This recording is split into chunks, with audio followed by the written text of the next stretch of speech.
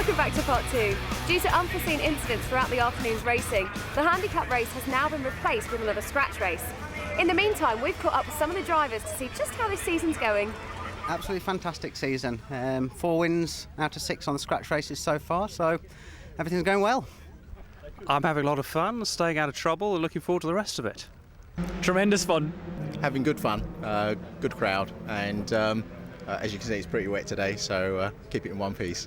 Hoping to complete my 6th race this time and get the licence signed off, then looking forward to Spa. I had a fantastic time, thank you. Yeah, brilliant time. It's my first wet race today, so I'm a bit nervous, to be honest, but it'll be good. Paul, how's it going for you? It's okay. I could do that without ballsing up.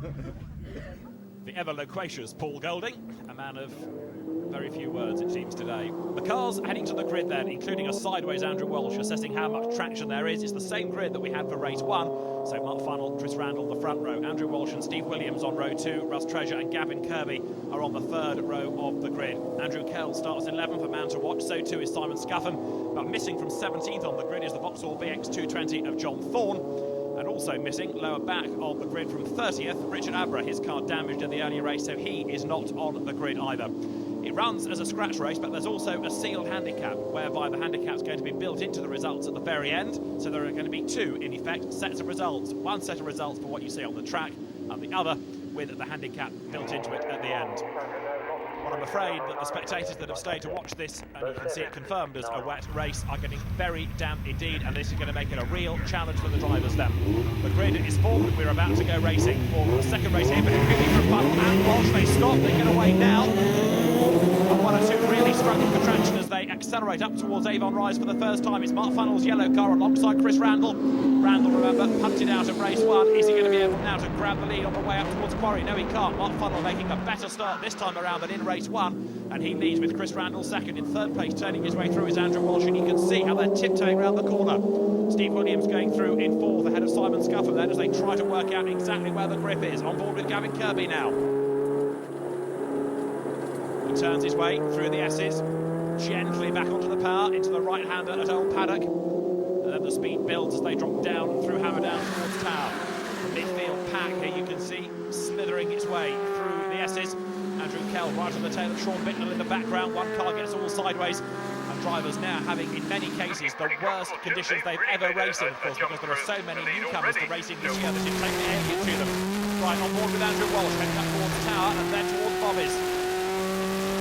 Ahead of him is Chris Randall in second. It's still, of course, Mark Funnell who leads, and going off there is Randall. He's got it all wrong, and this time he's got only himself to blame.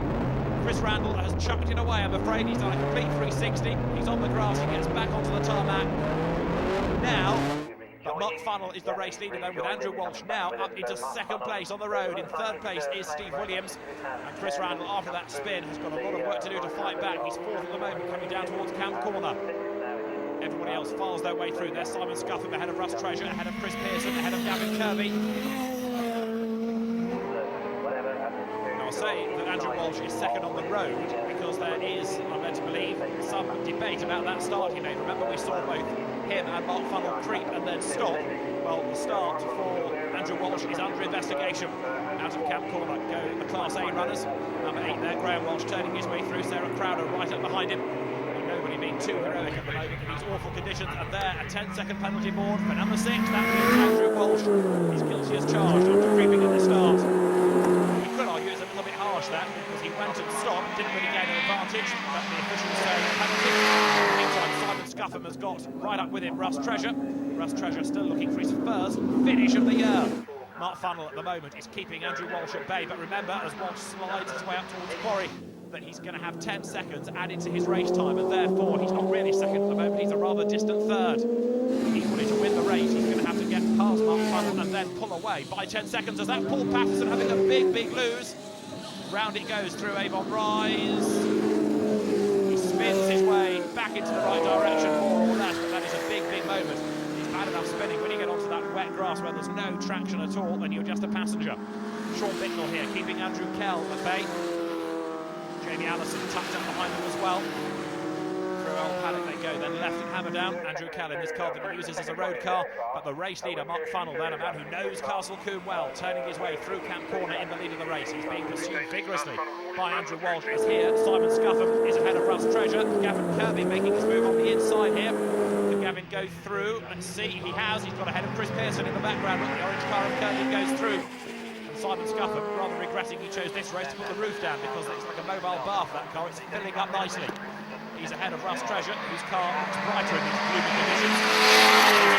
Here's the tail going down out of Bobbies towards Camp.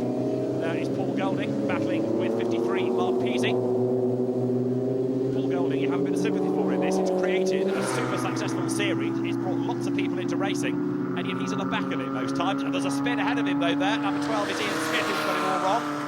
Pointing the wrong way as Mark Funnell, the race leader, and also now second place on the road man Andrew Walsh going through. In other words, Paul Golding and Mark Peasy are about to be lapped, and Ian Smith, hopefully in a moment, can sort himself out. There's Chris Randall, who is within 10 seconds of Andrew Walsh. Therefore, Randall, third on the road, is set for second place at the moment. A bit frustrating this for Andrew Walsh. He's got the pace to live with Mark Funnell, but not to catch and pass him. This is Andy Gordon coming down towards Camp, but he's found all the wet parts and he's on. He's on the very wet grass. Going to hit anything solid, he's just going to get away with it. He finds the tarmac there, the vehicle access route, that helps to slow him down, and now Andy Gordon's got to get back on, getting it out of his way. Hits the rev limiter, up in the gears, back into the race. That could have been a whole lot worse for him, as Mark Funnell here is looking good for a second win of the day. You can see as he applies the power, the car gets a little bit sideways going through Quarry. He's still pushing very hard indeed now, going up towards the S's. Andrew Walsh still second on the road, but it's not going to be a second place finish here because of the way that Chris Randall is staying within 10 seconds of him. Further battles rage on here. Look at Class A and B drivers making their way up Avon Rise, heading towards Quarry. And this series, in its very first year, has attracted huge grids and lots of newcomers to racing. Battling his way now up towards the S's, as in the meantime, Chris Randall goes through. With traffic in his wake, Malcolm Sanders, Nick Kane running together. Chris Randall, remember, may not be on target to win this race, but he's second place now. The way that he's going is pretty impressive. 22 Anthony Clark in the chasing pack, and there, look, number 11, Russ Treasure, who has got everything crossed that he's going to have his first finish of the season. He's got one back marker ahead, which is Paul Patterson. He goes round the outside and they touch, and Paul Patterson gets caught by that and has another spin. He's already had one big moment, and that is another spin, not really his fault. Russ Treasure being a little bit optimistic, I think, going round the outside. And Treasure comes within a whisker of not finishing this race either. It could have gone the other way, really, as there in the background, Ian Smith is off again. Checkered flag is about to go the way of this man. Number 26, Mark Funnell, powering his way out of Camp Corner. There's the checkered flag on the gantry, and Mark Funnell wins for the second time this season and the second time today. Excellent drive put in that by Mark Funnell to win from Chris Randall, who on the corrected times is going to be second, and Andrew Walsh is third.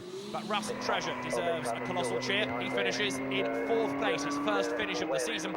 Steve Williams is fifth. The top six rounded out by Chris Pearson, ahead of Simon Scuffham and Gavin Kirby, the Class A winner, with Andrew Kell coming home in 9th and 10th, going to Martin Roberts. Gavin Kirby makes it 2 Class A wins here at Castle Combe, ahead of Martin Roberts and Andy Gordon.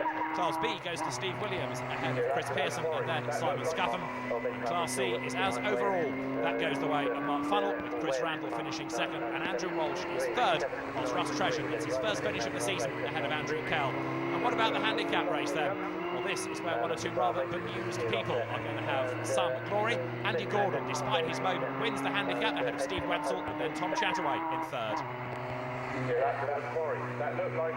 Congratulations, third place. How was your race? Yeah, excellent. It was very tricky conditions, visibility very poor, but really enjoyed it and learned an awful lot.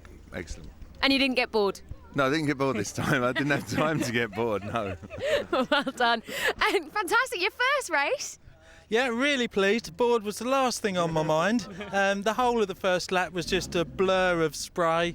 After that, settled down. Just really enjoyed the race. Really good. Fantastic. And you'll be back at Donington, will you? I will be there at Donington without doubt, yes. Excellent stuff. And Andy, a win? A mystery moment. I'm not entirely sure how that came about. It was really hairy out there. Big hats off to everyone actually for keeping it as much on the track as they did, because that was really, the first bend was very lively. Well done to you. Great race from all three of you. Well done. Thanks a lot.